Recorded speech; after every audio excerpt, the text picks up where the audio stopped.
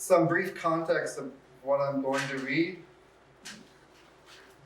It takes place in late 2010, early 2011. It was a long time ago, and so that's what memoir is like. It's based on memory, and there'll be a time for me to go and actually look at the documents exactly when, but around late 2010, early 2011, several months prior to that, Israeli forces shocked the world by attacking a Gaza Flotilla of 8 ships in international waters. The ships were carrying several hundred civilian passengers and many tons of aid for Gaza. 3 years at that time into a crushing siege and blockade. The elite Israeli unit killed 15 passengers that day, one of them a U.S. citizen. At the time, I was a very, very young political organizer here in Tucson who started demonstrating when the siege on Gaza began in 2007. How I became a passenger on one of the ships was a little bland. After the massacre, an application was circulating in Palestine circles nationwide, and I filled it out secretly because I didn't tell my family lest they worry about my safety or try to talk me out of it. And to my surprise, the flotilla organizers chose me to help represent the Southwest region on the U.S. ship on the flotilla, aptly named the U.S.S. Audacity of Hope. After then, I see some people recognize that. That's the title, for those who don't know, of then President Obama's celebrated memoir. So this is an excerpt from the nonfiction book proposal that Tin House selected from a chapter in progress called Martyrs and Marauders. It's about how sometimes moving on is not possible when the past keeps coming back, not to haunt you, but to help you realize a healthier meaning to your present and your future. It's also a meditation on martyrdom. As I say in the piece, there are 2 kinds of martyrs. One who accepts that they may die at any moment for the cause that they're serving. And the other kind of martyr, the kind I was at the time, who blocks out the possibility that they can die at any moment. As I look back, that's what I was realizing about what I was doing back then. The arc of the story follows. I'm saying all this because I can only read an excerpt and it's part of a much longer piece. The arc of the story follows 13 years of a person going from being a political organizer who was almost killed by their own government to being a professional journalist working for a major publication like Rolling Stone that assigns them to report on the Gaza war in 2024, only to censor their story and fire them from their job when the subject of the story, a personal friend of Robert F. Kennedy Jr., threatens Rolling Stone with a $100 million lawsuit if they publish the story. And Rolling Stone knew that he wasn't kidding. Which taught me that there are people like I was who would martyr themselves for a cause they believe in. And then there are media institutions like Rolling Stone, New York Times, on, that are willing to martyr themselves in the form of self-censorship for someone else's cause that they don't believe in, but that they accept anyway. So here are 3 short scenes from this story.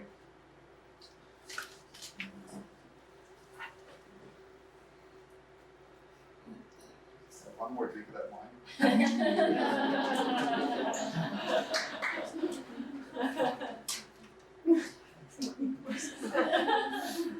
And thank you everybody again.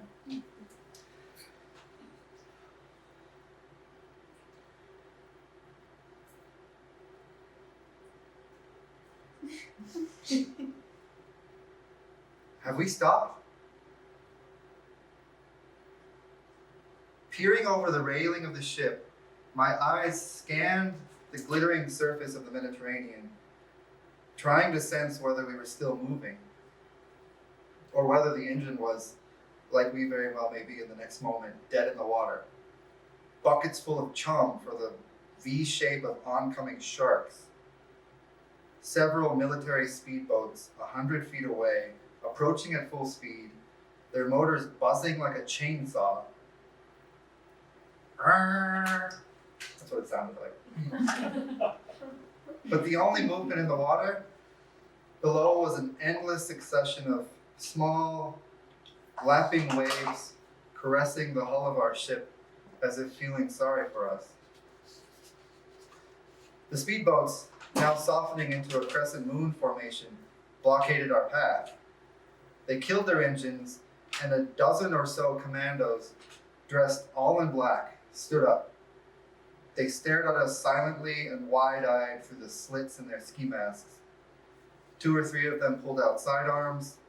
The rest clutched 9mm HK MP5 machine guns, the weapon of choice for James Bond villains of the 007 action films that I recall from the early aughts of my childhood. Only this was no movie. And none of us were James Bond. The disappointing truth is, the real-life James Bond would most likely be on the speedboats. U.S. government officials and their Israeli counterparts had been blathering to the press every news cycle for weeks. While we were scheduled to leave for Gaza within days, mysterious docking orders remained in place on our ship, keeping us in Greece week in, week out. Things had now escalated quickly into an armed confrontation when we had decided to make a break for it and just go to Gaza anyway. That was in the past, and now here it's already happening. This armed confrontation, even though I and my fellow passengers were all unarmed, cornered at the edge of international waters, all alone and nowhere to go. How did I even get here? What the hell am I even doing? I can see the headline now as it reaches my family and friends and everyone else back in Arizona. U.S. citizen from Tucson among the dead, shot and killed in the Mediterranean while attempting to sail against Israel's blockade of Gaza. As if the act that justified my killing will be tied up in a bow-like afterthought, an update to the news cycle that had been repeatedly highlighting the fact that I, a U.S.-Mexico borderlander bumpkin, was traveling some 8,000 miles to board a ship and embark on a journey that my government had recently condemned publicly in the strongest terms. A few days ago, a top cabinet official in the Obama administration had stated that when Israeli warships from its U.S.-supplied naval force intercept us, quote, the Israelis will have the right to defend themselves against us and our ship, just like all the times in prior decades of Israeli raids, bombings, killings, gassings, and kidnappings of international passengers on civilian chartered ships like ours. And without much concern or comment by the mainstream press, Israel will get away with it again, under full diplomatic and ideological cover of the United States, my country, and supposedly a democratic one. Yet here and now, to the soldiers in uniform, it's plain to see that we are unarmed civilians, like all who came before us. Do those masked commandos out there seriously believe they're defending themselves against us by brandishing automatic firearms in our direction? What is this brand of defense but a shot across the bow, an act of piracy, and the threat of murder on the high seas? Motherfucking cowards. To calm myself, I closed my eyes and took what felt like the longest breath of my life. Moments ago, I was keeled over the side of the ship from a wretched bout of seasickness, which vanished as soon as the commandos showed up. In its place, the impending prospect of death was frozen on my face. Psychologists say that strange things occur in the mind and body in the fateful moments that hang in the air, like an 88-pound blade of a 19th century guillotine deciding between life and death. The next moment, I suppose, will come one or the other. Amid the scent of salt water spraying placidly about my face, the last thing I thought I heard was a lone, redolent phrase softly fading in and out. like a radio turned to the lowest dial. Sail away with me to another world. I wake up in my bed, groggy and bleary-eyed, with that familiar sting of insomnia burrowing 2 holes behind my eyes, the kind of sleeplessness that makes you forget where you are and when you are. The sound of a chainsaw somewhere in the immeasurable distance had settled into a low buzz next to my head. Zzz, zzz. It's the cell phone face down next to my pillow. I turn it over, taking labors to raise myself on one elbow so I could read the screen. The dim blue light reflected on my nose and cheeks beams today's date as Tuesday, April 16th, 2024. Some 13 years after staring down the sable-clad commandos in the Mediterranean. The buzz that has shaken me back into consciousness has come from an email message sent by the administrator of a fellowship recently given to me by the literary rights group PEN America. It's a huge deal for me because as a high school dropout, I could never complete any formal schooling above the 10th grade, not to mention ever graduating college. And now here I am, about to be given the first taste of a literary education as good as, if not better, than any MFA program, ironically closed to me for lack of prior schooling. Checking in as we are supposed to be meeting now, the administrator writes. They're waiting for me on Zoom, and they're pissed, I can tell. I throw off the sheets with both hands and crawl across the floor of my veritable dorm room, looking for my laptop to get on the call. By the time I appear on screen, my hair is tousled with an alfalfa curl so stubborn, no amount of spit or fingerfuls of water could settle it. The unspoken explanation for my tardiness is humiliating as it is simple. I overslept. I know it. They know it. I can't pretend to hide it. This is the kind of behavior that saw me cast away from school the first time around. Today's Zoom call is a one-on-one orientation, and a dreadfully boring one at that, with a third person who is observing but not saying anything. I'm so tired that at times I feel myself sliding in and out of consciousness as I listen, or appear to listen. A quick nodding, yes, here, a slow nodding, yes, there, as the administrator cycles through all the details and minutiae of this program, which I didn't even know at first was a program. I thought it was just a grant. And that's what separates this from the McCormick thing.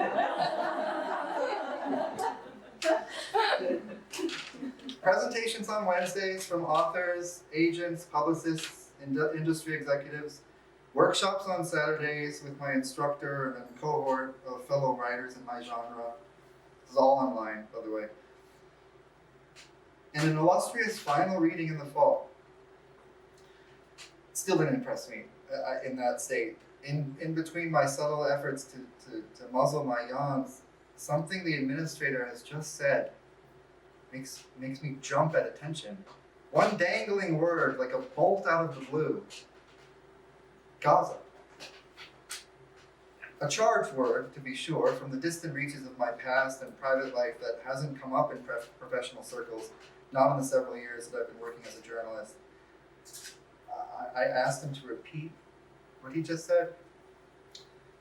I said, whether you think Penn's statement on Gaza, the Gaza war, was too harsh or not harsh enough, we want to protect you and whatever. He trailed off. Now I'm awake. Wait, what happened? What did these Penn people do? In view of a genocidal war that in the first 3 weeks had already killed more Palestinians than anyone on both sides who died in the first year of Russia's invasion of Ukraine.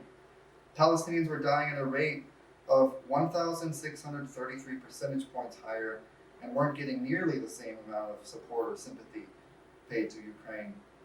What could a literary organization like PEN say, or not say, to ruffle the literary world's usually stiff and stuffy feathers. I hadn't known much about PEN America other than they were another group that had given me crucial emergency relief aid as a journalist during the pandemic, as well as their continued financial support after the pandemic had officially ended. But I was unaware that between October 8th, 2023 and March 23rd, 2024, the dozens of national PEN centers around the world, one per country, were taking to the streets with the other protesters and issuing blistering condemnations of Israel's war on Gaza. But the PEN America Center had refused to issue any kind of statement except a sustained, unbroken silence. The president of PEN, it appeared, was some sort of loyal associate of the State of Israel. As a journalist, it was easy to be out of the loop from a highfalutin literary world where PEN is now in the middle of a desperate fight over its public image. More bizarre, however, is the administrator's comment about wanting to protect me. Protect me from what? The implication is that Palestine solidarity activists would harass me and my peers in this fellowship due to the flack that PEN America has been getting? No. It seems more like they're protecting their own image from a PR standpoint. Didn't they know I spent my youth as a political organizer, that top U.S. officials had gone so far as to preemptively give Israel the informal blessing to kill me and other U.S. citizens that fateful day on the high seas? In an instant, a phone call I hadn't thought of in many years came rushing to me as if I had just raised the receiver to my ear. It was June 2011. I had just arrived in Athens, Greece, checking into the Hotel Syntagma, a few blocks from the nation's parliament. Here I was, a would-be American sailor caught somewhere between the gleeful, adventurous naivete of Melville's Ishmael and the daring recklessness of Homer's Odysseus. Except the war on terror was being waged by the U.S. and Israel against the Palestinians. It was far more destructive and terrifying than the Trojan War or the Great White Whale. It was more like Captain Ahab had ascended the throne of Alexander the Great, gaining access to the greatest firepower the world has ever known, with a vengeance to use it against a people who have no comparable defenses. Granted, I was no soldier, nor was I a real sailor. I was a 6-time champion dropout, still in high school when I was 21, which seemed to confirm that I could never go to college. Nevertheless, the independent college newspaper, the Arizona Daily Wildcat, offered me a job on the strength of a guest editorial I had written. They said they could hire whoever they wanted. Meanwhile, I co-founded the campus chapter of Students for Justice in Palestine and recently started coordinating with SJP, that's Students for Justice in Palestine, not Sarah Jessica Parker. I only say that, going off script just a moment, because an SJP chapter, I'll never forget this, in Albuquerque, they had somebody walk into their meeting once, and he was this really campy, really cute, like twink of a boy who sat there very politely and silently for as long as he could, until when it got to him to speak, he had to confess, "I'm sorry, I thought that this was the Sarah Jessica Parker Club." And they were all like, "Oh," they wanted it to be. They were like, "Oh, no, this is Students for Justice in Palestine." But that, in a moment of backstory, in a moment of fantastical whimsy, I had filled out an online application to be a passenger on the international Gaza Freedom Flotilla II, an optimistic sequel to the blood-soaked tragedy of the first flotilla the summer before. I didn't imagine I would actually earn a spot on one of the ships, but when I was selected, with the shock of it, like, oh shit, I guess I gotta go now. With that also came a compulsion. I hadn't quite felt this kind of compulsion before or since. A sort of calling I felt a calling to show up and be counted.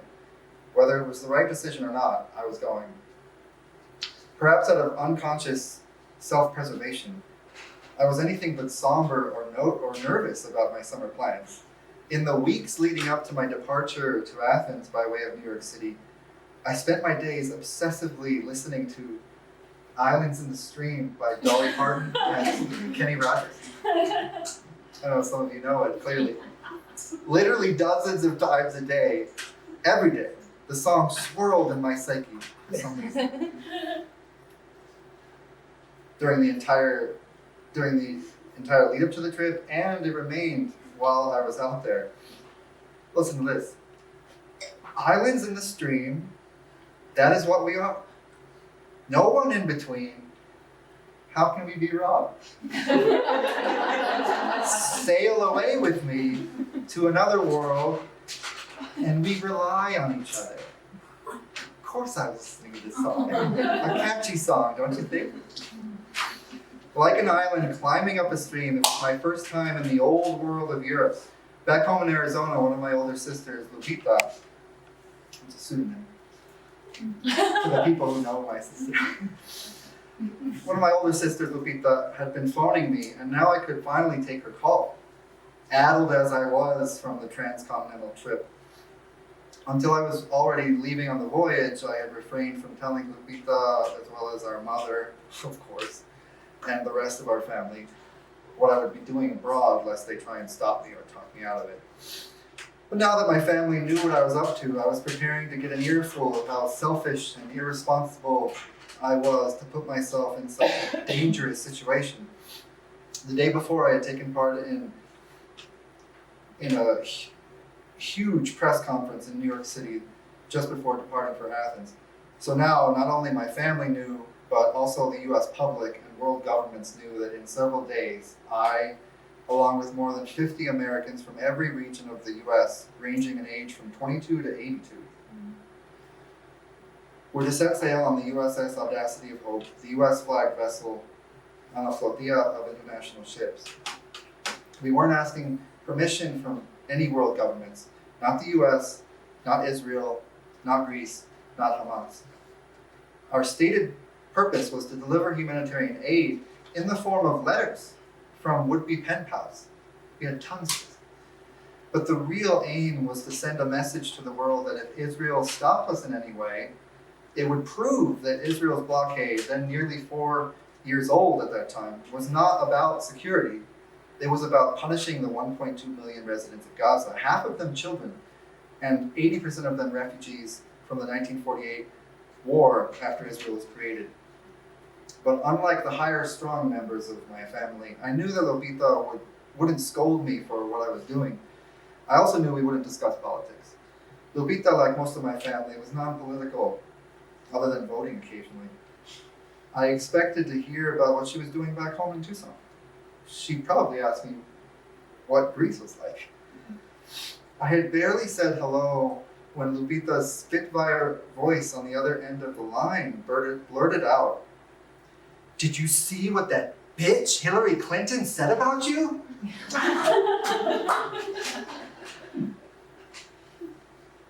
I gasped. Lupita doesn't normally speak so flagrantly, at least not to her little sibling, who was no longer her little sibling in more ways than she knew.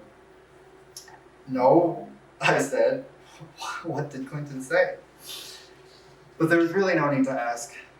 I was hardly surprised after I got off the phone and heard Clinton's remarks made to the press while I was still 40,000 feet in the ocean.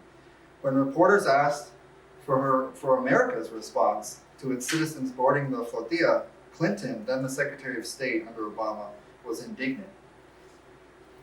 "Well, we do not believe that the flotilla is a necessary or useful effort to try to assist the people of Gaza," she replied. "And we think that it's not helpful for there to be flotillas that try to provoke actions by entering into Israeli waters and creating a situation in which the Israelis have the right to defend themselves." It was perhaps for Lupita the first dig in what would become her bitter disavowal of the Democratic Party. She went from voting for Obama twice to voting for Trump twice. After they threatened the life of her sibling, 7 years her junior. whom she loved to dress up as a girl in pretty doll clothes, including a personal favorite, pink ballerina tights and tutu. And the girl doll boy loved it.